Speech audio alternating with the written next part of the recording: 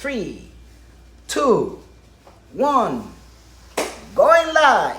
What's up, everybody? Thanks for joining us here at Pure Plastic Surgery. Dr. Wegerif here for Thursday Thoughts. We're going to be going over one of the procedures I do here that's a little unique to Pure Plastic Surgery and South Florida in general. Not a lot of people are offering this. So we're going to be talking about drainless abdominoplasty or drainless tummy tuck.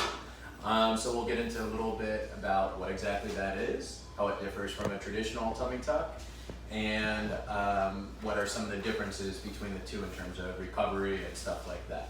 So if you think of any questions along the way, shoot them our way and we'll be sure to answer them at the end. But first of all, we're going to be talking about what is a tummy tuck. So the two procedures, a traditional tummy tuck and a drainless tummy tuck, are really similar up until the very end of the procedure. What does that mean?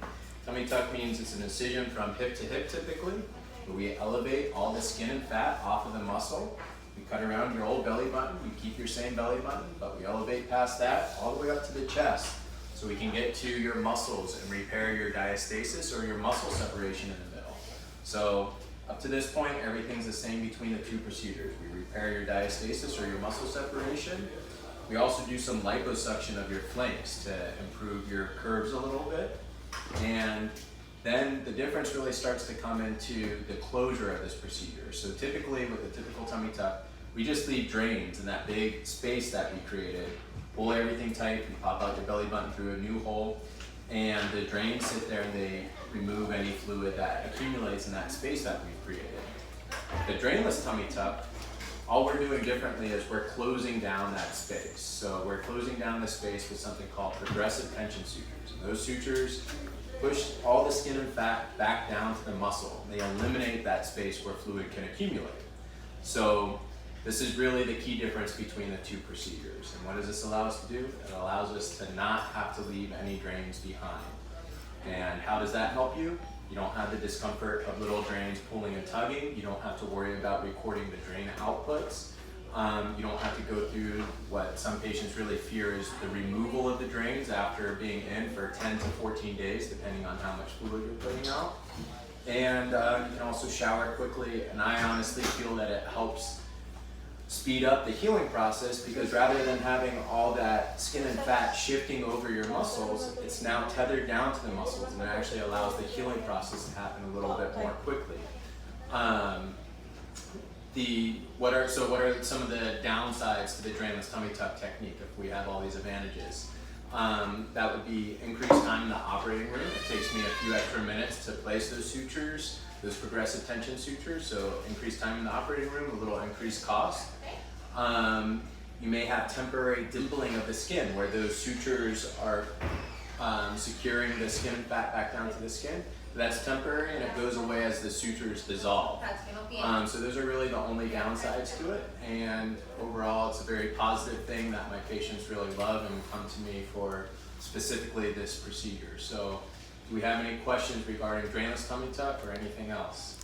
Yes, we start with questions, Doc. First one is not about the drainless tummy tuck, but says, is there a way to achieve upper fullness for a breast lift without an implant? So an implant is the most reliable way of really achieving that upper pole fullness. There are things we can do if you're the right candidate, depending on how lax or how deflated your breasts are. We could also do fat grafting, but fat grafting is never going to give you quite the same dramatic effect that an implant is going to do, but it will help fill that upper pole. Okay. If there's no space for the fluids, where the fluid goes? So your body absorbs the fluid, and this was an important thing that I forgot to touch on.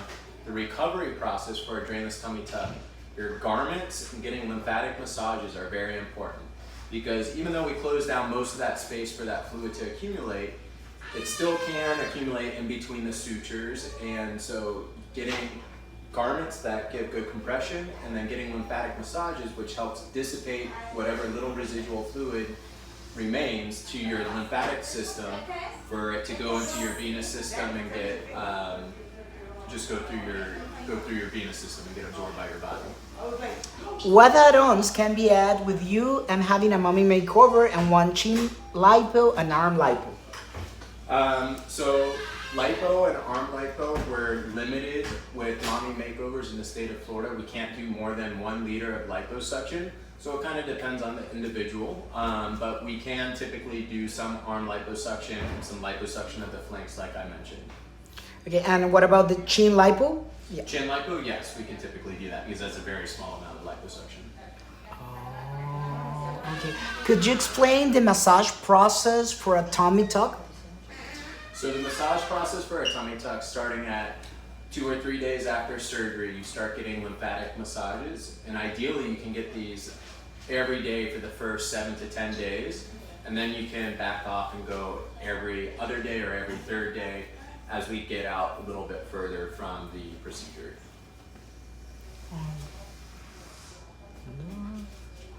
Okay. Also for the breast, the drains are removed? So I typically never leave drains for breast procedures unless you had a really bad capsular contracture and we did a complete capsulectomy and there's a lot of raw surface in there. That's one of the few occasions I'll leave a drain in the breast, but that happens very rarely. Okay, we have a lot of people on TikTok.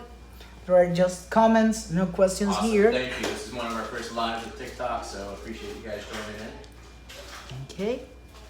All right, everybody. Thank you so much for joining. I'll see you again next Thursday. Have a great weekend, and I'll see you later. Okay. Thank you, Doc.